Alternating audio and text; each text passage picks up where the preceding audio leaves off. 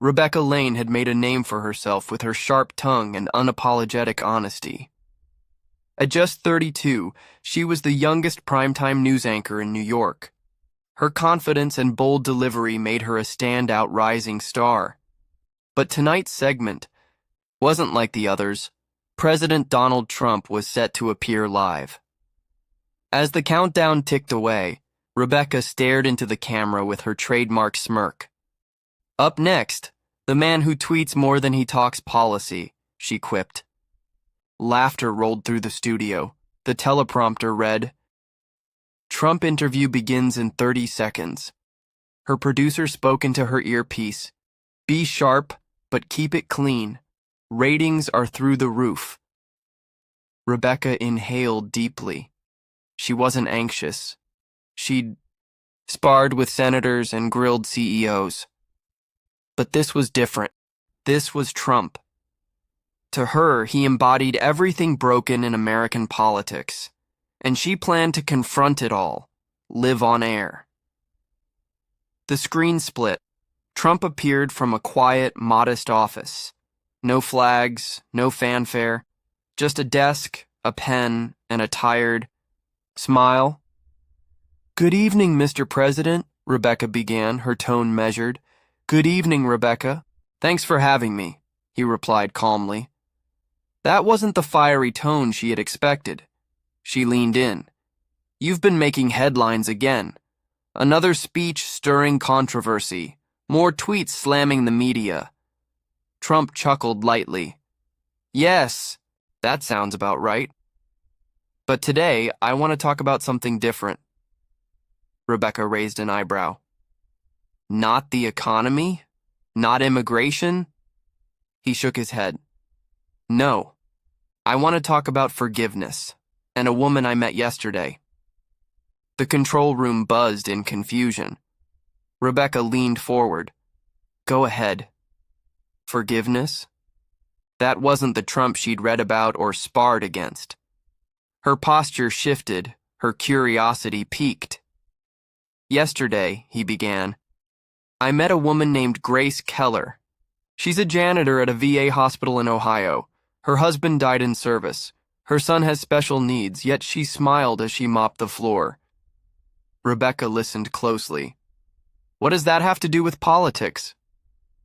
Trump looked straight into the lens.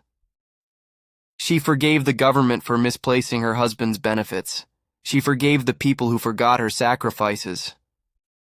Rebecca blinked. The notes in her lap no longer matched the moment. "I asked her why," Trump continued. "She said, 'Because clinging to anger only darkens my son's world.'" Off camera, Rebecca's mind drifted to a funeral 7 years ago.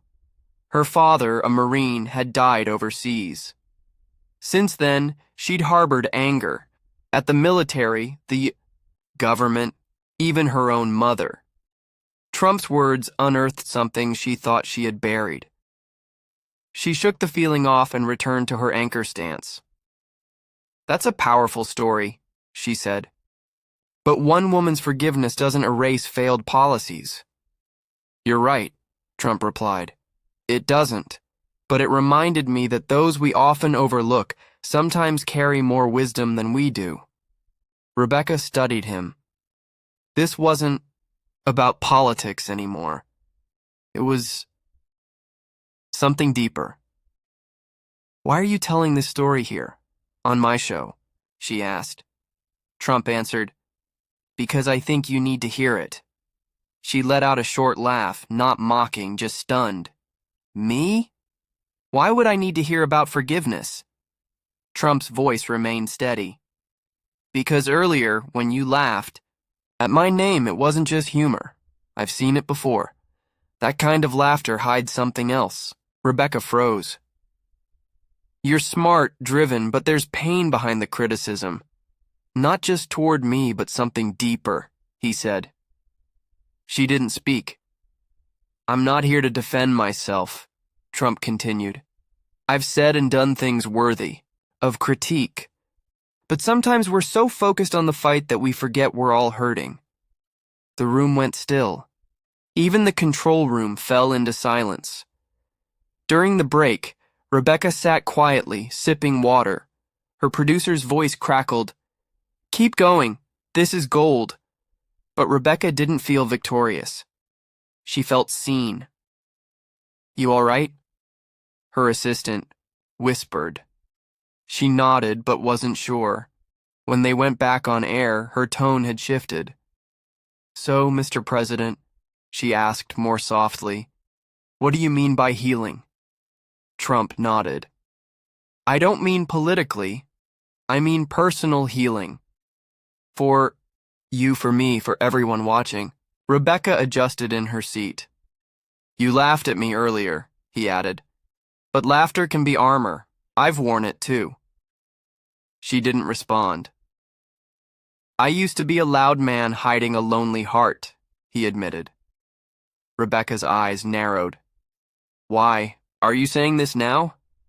"Because I've made enough noise," he replied. "Now I want to say something that actually matters. Maybe help someone let go of something heavy." She was quiet. "I lost a friend last month," Trump said. "A veteran. He left me a letter. It read, 'The man you are isn't the man you pretend to be. Let the real one speak, even if it costs you votes.'" Rebecca sat upright.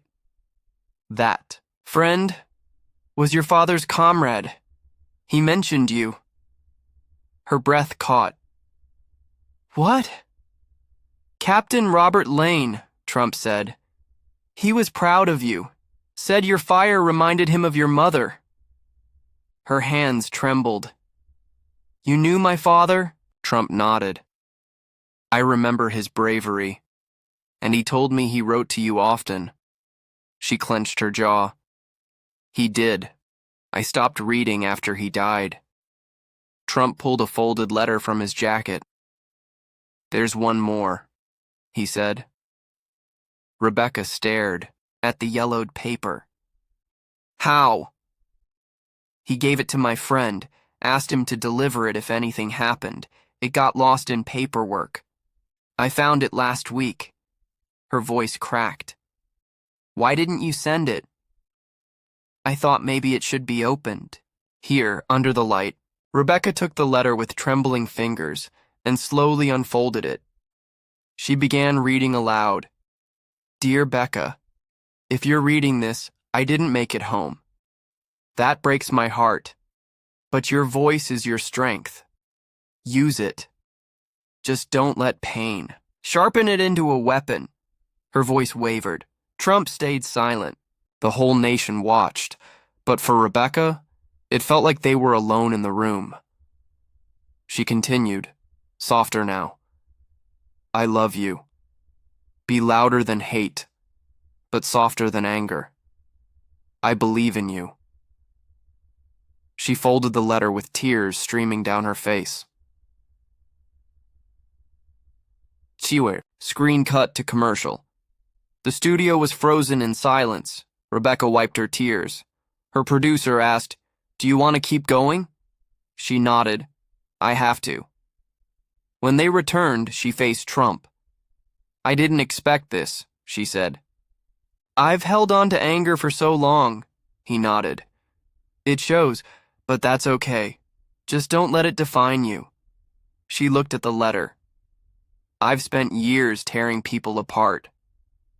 "Sometimes we do that," Trump said, "because we forget we're hurting too." She took a breath. For the first time on live television, she didn't know what to say. Rebecca composed herself. The lights felt hot, the silence heavy, but it wasn't awkward. It felt sacred. She turned back to Trump. "I've hated you," she admitted. "I know," he said, unfazed. "I thought mocking you made me stronger." Trump nodded. "But it didn't," she said to the camera. "It just made me louder, not better." His voice softened. "You're not alone. I've mocked others too. I hid behind cheers and headlines. But I was lonely, just like you." Her defenses dropped. Why are you doing this? Because someone has to start telling the truth about pain. She looked around the studio, so much effort climbing to the top. But now, exposed, she realized she'd been chasing applause instead of healing. I never processed my dad's death, she admitted. I blamed the war, the government, even my mom. Trump nodded. Blame is easier than grief. She swallowed. Hard. She begged me to forgive. I refused. And I don't know if I can. He leaned in. Start small. Forgive one thing. Just one. She met his eyes. Maybe I'll start with myself. And for the first time in years, she meant it. 10 minutes left, her producer whispered. Wrap it up strong. But Rebecca wasn't interested in wrapping it with sound bites. You've surprised me, she told Trump. People will say this was staged. He shrugged. Let them. I know it was real. Do you care what people think? Less than I used to, he said. Losing people teaches you that opinions don't last. She nodded. You lost someone close. A few, he said quietly. But tonight I think I found a voice worth hearing again. She blinked. Whose? He smiled. Yours. The control room was speechless. Social media erupted. Some hailed the interview as raw and redemptive. Others called it calculated. Rebecca didn't care. For once, she wasn't chasing headlines. We forget the people behind the podium, she said. We see policy, not pain. Trump nodded. And maybe, she added, I forgot the man behind the headlines. You did, he said gently. But so did I. Rebecca reached out. For what it's worth. Thank you. He took her hand. The screen faded to black. She remained at her desk, still shaking from the letter.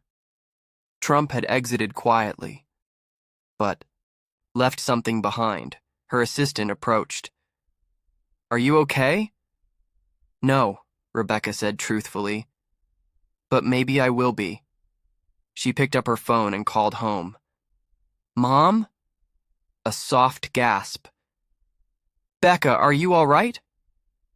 I read Dad's letter on air, she said. He told me to forgive.